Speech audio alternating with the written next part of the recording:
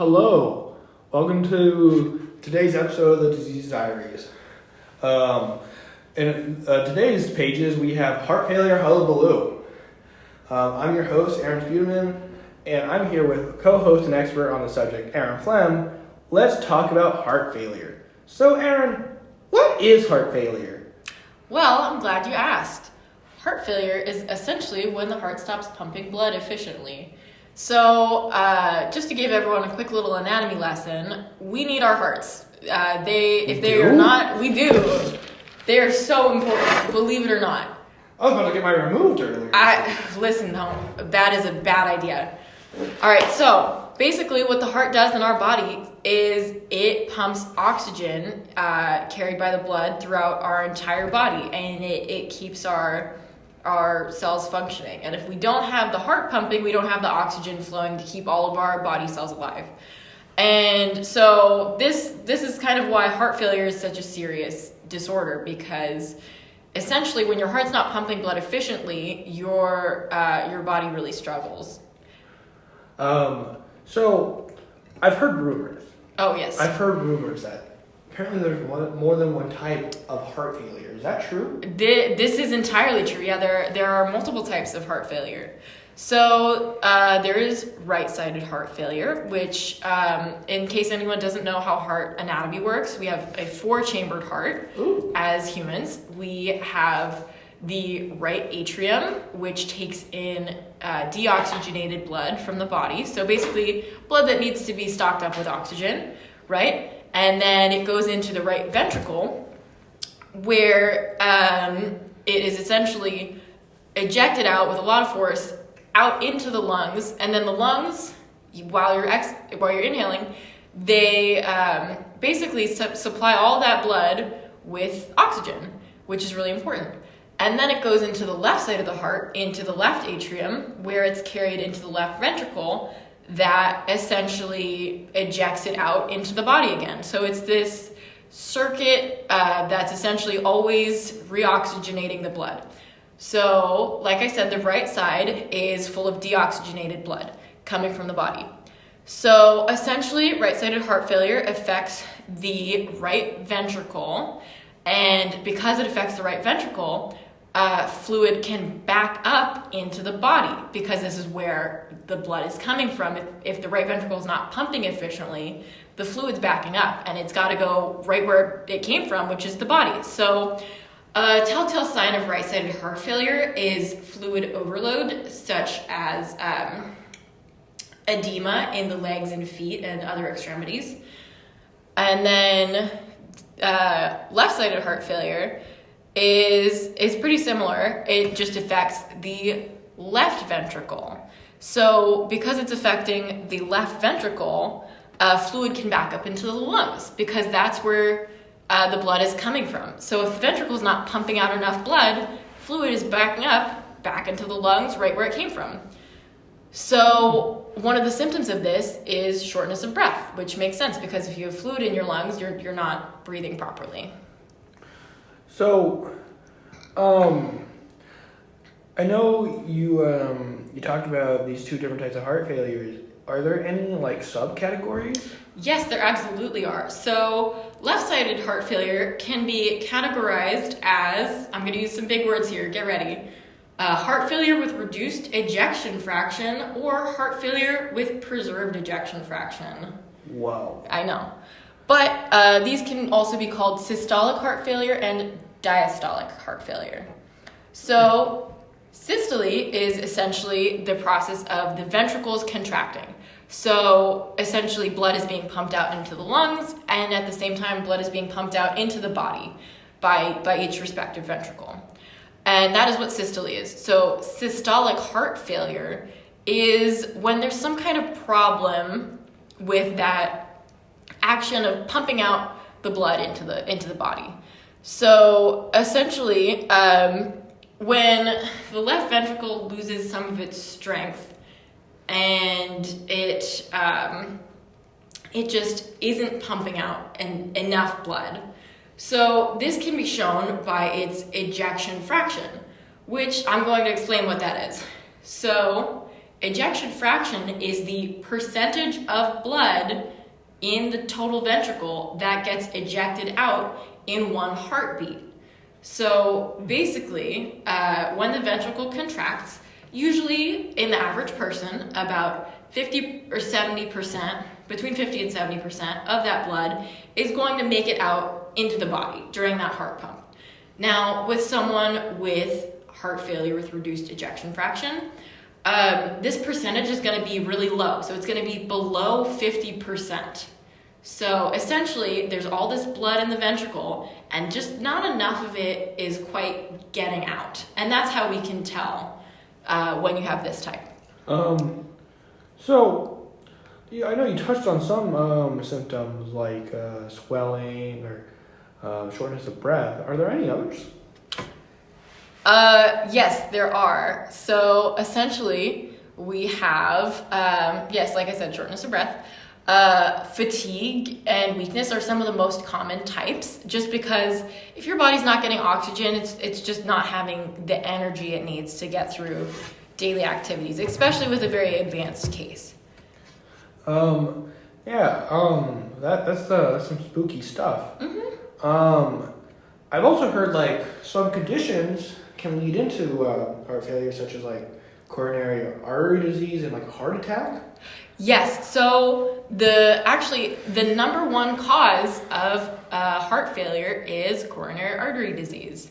So this is essentially a disease where the coronary arteries, which are the arteries that supply blood to the heart itself, they essentially build up plaque or fatty deposits in the inner lining of the artery, and they just cannot bring blood to the heart muscle as efficiently as they used to.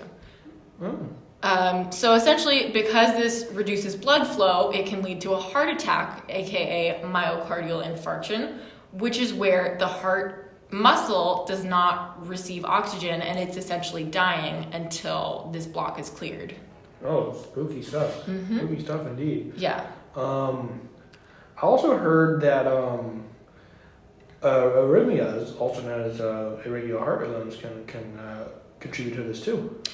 Yeah, definitely. Well, if the heart is beating too fast or beating irregularly or too slow, it can add extra stress on the heart. It overall takes more work for the heart to function, and this can lead to heart failure. But the good thing about heart failure is that it can be treated by treating the underlying condition. So if someone takes medicine to treat their irregular heart rhythm, this could reverse their heart failure. Oh, that's wild.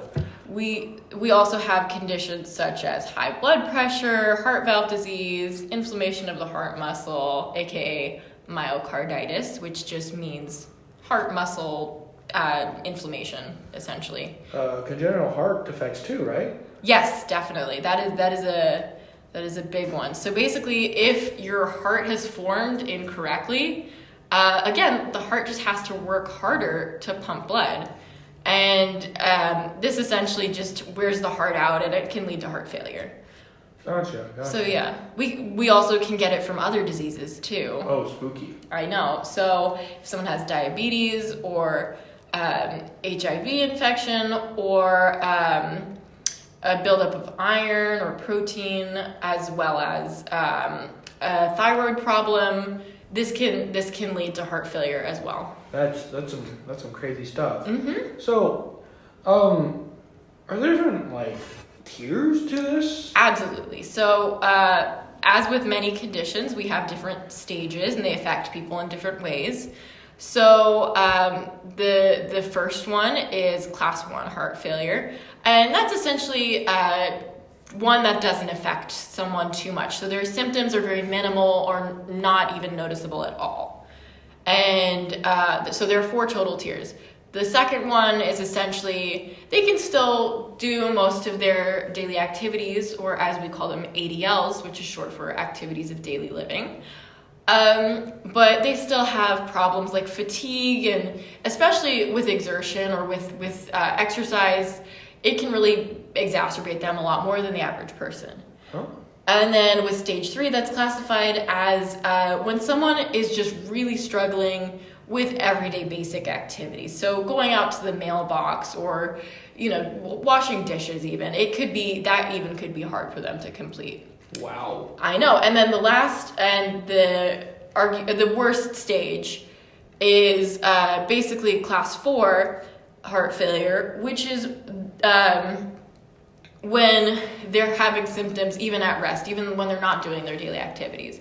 So even just laying in bed, they're feeling shortness of breath, they're feeling fatigue, and they're feeling weak, and they're having all of these symptoms because of how severe it is. So, with all this spooky talk about what heart failure can do to you, is there any way to like treat it or mitigate its effects? I'm glad you asked. We have a lot of medications to treat heart failure. Like I said, the main way to treat heart failure is to find the underlying condition. So maybe the heart's working too hard. Maybe the muscle has just gotten too swollen, too inflamed, and the heart just cannot collect as much blood in the ventricles. And that's why it's not pumping out as much blood. So if it's a hypertension problem, if it's a heart attack problem, we can treat the underlying cause. So we have ACE inhibitors, which essentially these are good for treating hypertension and things like that. So basically they relax the blood vessels and they vasodilate, which essentially lowers blood pressure and just improves blood flow overall. All right. And that makes the heart have to work a lot less hard to pump this blood. Yeah. Let's see. We also have beta blockers. These are very common ones. I don't know if you've ever heard of metoprolol, anything like that. Yeah, I've heard of those before. Really? Great drugs. Great, yeah. Very, very useful. So essentially, they slow the heart rate and they lower blood pressure. And these can also reduce heart failure and just help the heart work better overall. And we also have diuretics, which are good for basically making you pee, for lack of a better word. It's basically taking some fluid out to kind of lower blood pressure. And it helps prevent fluid buildup too. So some that you may have heard of are furosemide, aka Lasix, and then another term for that is Furosix. Yeah, I've heard of those before. Mm-hmm. Yeah, so we have a lot of different types, but I'm not going to go too much into detail. We've got a lot to cover here. Yeah. So I've heard outside of medications, people can get different sorts of procedures and surgeries, such as a coronary artery bypass graft. Yes, aka a cabbage. So basically, if your coronary arteries are just so severely blocked that you're not getting oxygen to your heart because you're not getting blood to your heart, you can essentially take a healthy blood vessel from your own body and transplant it to your heart, which is really cool that you can do that. And there's not as high of a likelihood as transplanting from someone else because it's already familiar with your own body. So essentially, this is just a new way for the blood to go, and it can just create a new pathway for that blood to get to the heart, which is really important. Another surgery you can have is heart valve replacement.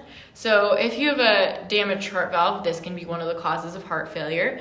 And you can have an open heart surgery, or now they know how to do a minimally invasive surgery to either fix or repair that valve. There are also ICDs that can be implanted, which is basically, it's really similar to a pacemaker, where it's put under the skin of the chest, and it reads the heartbeat, and it checks if it's a regular rhythm or if it's becoming dangerous. And it detects that, and it can shock you back into a regular rhythm. And then another possible surgery you can have is just a total heart transplant.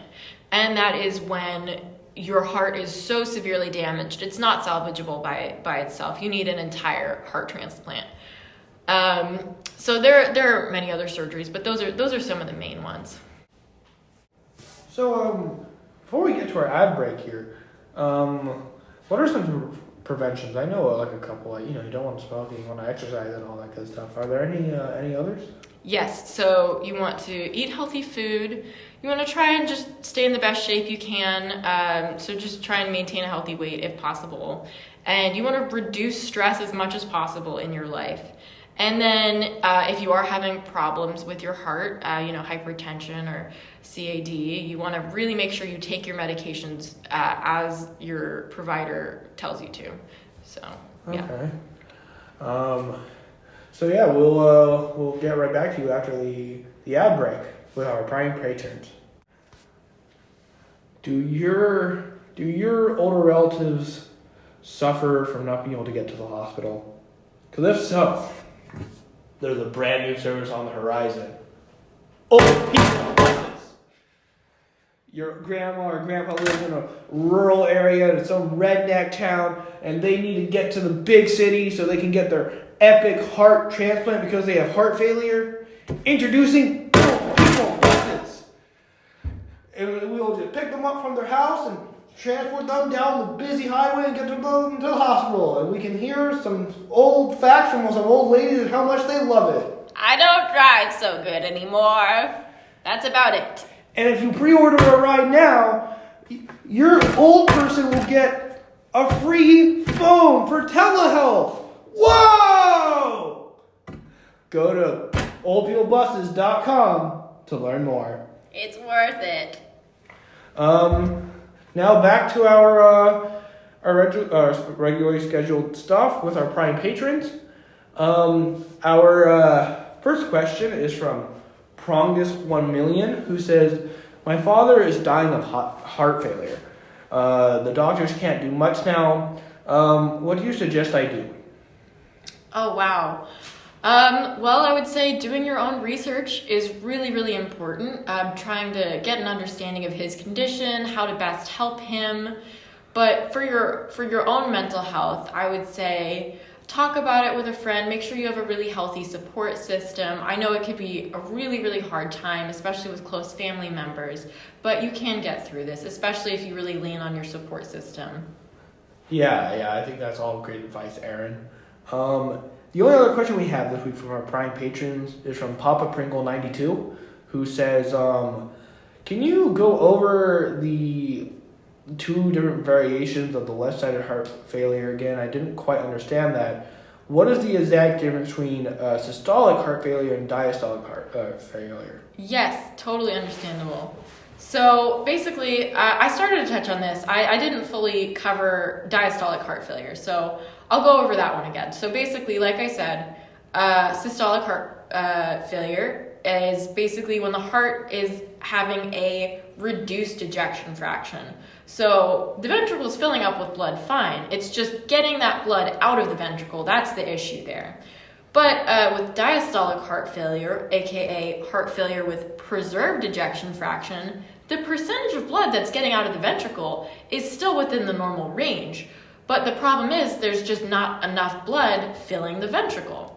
So one of the ways this can happen is just if the tissue of the ventricle gets too irritated, too swollen, and it just essentially doesn't have enough room to fill fully, and then it ejects the normal percentage. It just doesn't have as much blood to eject. So there you go. That's the difference. Sick. Well, that's all the time we have today, fellas. Thank you for joining us on the Disease Diaries, reading our Heart Failure Hullabaloo page, and we'll catch you next time. All right. Thanks for being here. Rock on.